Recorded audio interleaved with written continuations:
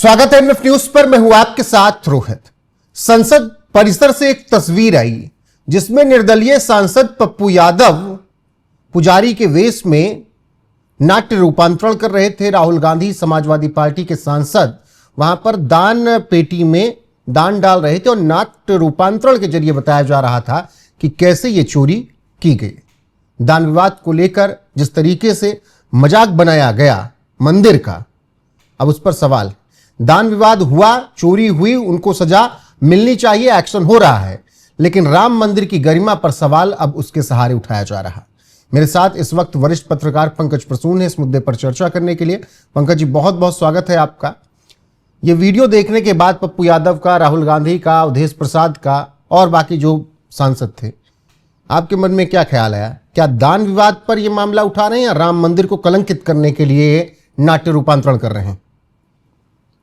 मैं शुरुआत करूंगा अनुपम खेर के एक लाइन के साथ कि दुनिया के किसी मंदिर, किसी गिरजाघर, किसी ये गुरुद्वारे में हो, मस्जिद गुरुद्वारे हो सकता है कि कुछ लोग गलत हों, लेकिन इससे उस मंदिर का महात्म, भगवान के प्रति आस्था कम नहीं हो जाती।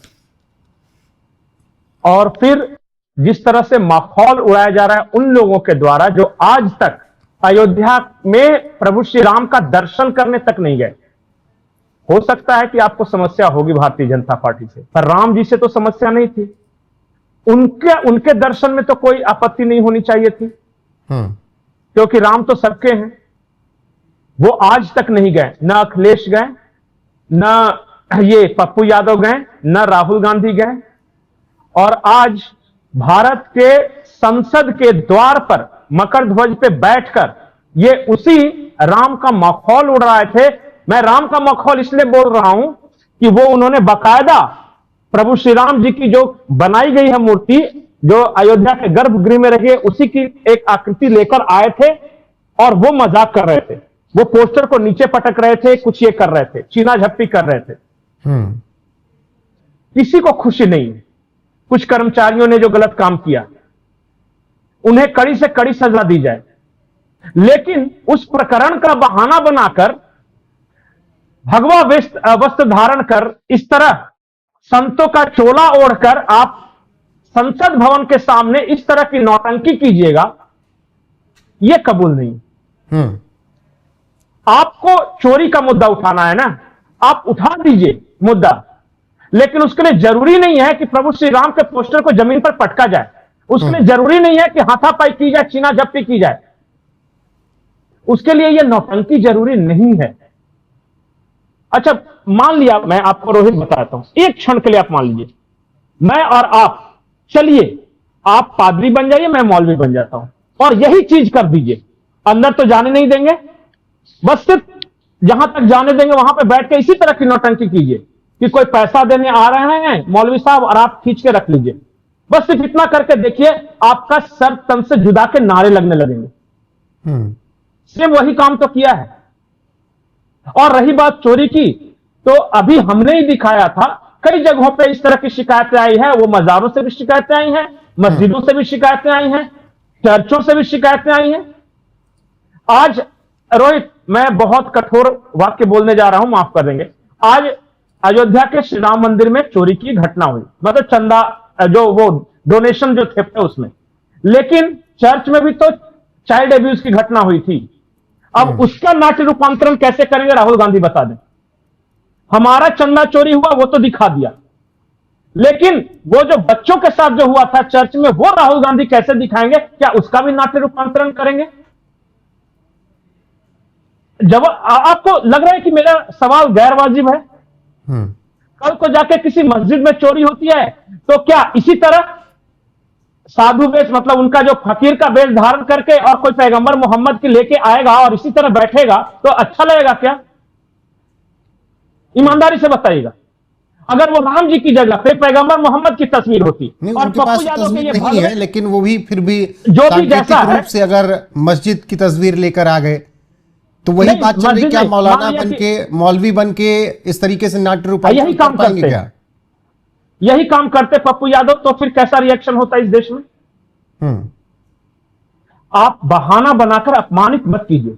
और एक बार की बात नहीं है, मैं तो ट्रैक रिकॉर्ड देखता हूं। जिस दिन से यह संसद सत्र चल रहा है, शुरू हो रहा है, मैं पीछे का नहीं बता रहा हूं, उस दिन से अकारण बिना मतलब के, बिना कोई विषय के सनातन धर्म पे अटैक किया जा रहा है। पॉइंट नंबर 1, सबसे पहले प्रियंका गांधी गौमूत्र की बात कर देती है, जबकि कोई मतलब नहीं था। यह पेपर लीक जो हाई टास्क फोर्स बना है, उसमें साइंटिस्ट को रखा गया, नंदन नीलेकनी को रखा गया, इसरो का रखा गया, लेकिन जानबूझ के गौमूत्र का इस्तेमाल क्यों किया पता है? खिल्ली उड़ाने के लिए। फिर एक दिन बाद मल्लिकार्जुन खड़गे इस्तेमाल करते मनुस्मृति, कोई मतलब नहीं मनुस्मृति से, और मनुस्मृति का उन्होंने जो वाक्य बोला वो भी गलत बोला, है ही नहीं उस तरह की बात। अपने मन से मनुस्मृति क्यों बोला? क्योंकि उनको अपमानित करना था। अब जब तीसरी बार ये आ गई, इनको चाहते तो राम मंदिर चंदा चोरी का मामला उठा सकते थे, क्या जांच हुई, कितने पकड़े गए, आज तक क्यों नहीं फैसला है, बहुत विषय थे, लेकिन इन्होंने चुना कौन सा तरीका जिसमें सनातन आहत होता हो। और ये नौटंकी पप्पू यादव के बारे में पता है? ये कौन सा व्यक्ति है जो आज ये धार्मिक चोला पहन के, जो संतों का चोला पहन के बैठा हुआ? 45 केसेस हैं इनके एफिडेविट के अनुसार, ये चुनावी हलफनामा दायर किया है। उम्र कैद और फांसी की सजा से बच के आए हैं। अभी बहुत ज्यादा दिन नहीं हुए, पटना में ये हॉस्टल वाला जो फ्रॉड था, कोई रेंट वाला, उसमें ये आई थी पुलिस छापा मारने, जाके लेट गए थे अस्पताल में। तो इस तरह का क्रिमिनल आदमी, इस तरह का माफिया आदमी प्रभु श्री राम का अपमान कर रहा है, और आप कह रहे कि ये सियासत है। नहीं, मैं वही सवाल कर रहा हूं कि आप दान विवाद का मुद्दा उठाते, बहुत अच्छी बात है, उस विवाद को उठाने का आपका जो तरीका, पोस्टर बैनर था, आप कर रहे थे, लेकिन क्या ये करके पुजारियों का मजाक बनाया जा रहा है? क्या ये करके राम मंदिर के अस्तित्व पर सवाल उठाने की कोशिश है? क्योंकि इनका तो लंबा इतिहास रहा है, जो राम को माने ही नहीं, मंदिर को माने ही नहीं, अयोध्या धाम को माने ही नहीं। क्या उनको मौका मिल गया है? एक मैं थोड़ा सा सुधार दूं, 41 मामले पेंडिंग हैं इनके 2024 के चुनावी हलफनामे के दौरान। मैंने 45 बोल दिया था, 41 है वो, अभी भी वो पेंडिंग चल रहा है। अब रही बात, ये आपने कहा कि सनातन, देखिए मैं एक दिन की बात नहीं कर रहा हूं।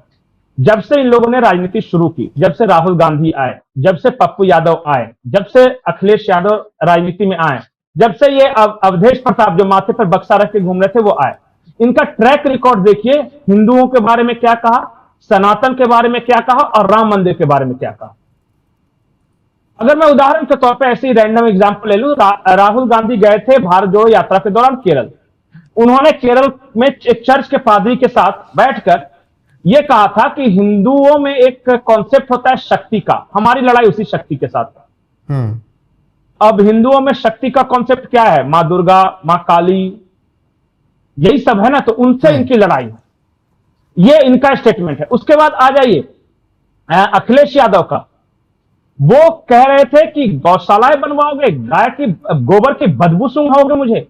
ये है यदुवंशी, ये है यादव समाज के, जिनको गाय के गोबर से बदबू आती है, दीपावली से प्रदूषण दिखाई देता है, और न्यू ईयर में इनको खुशियां दिखाई देती है। उन अखिलेश यादव को अवधेश प्रसाद अयोध्या के राजा नजर आते हैं।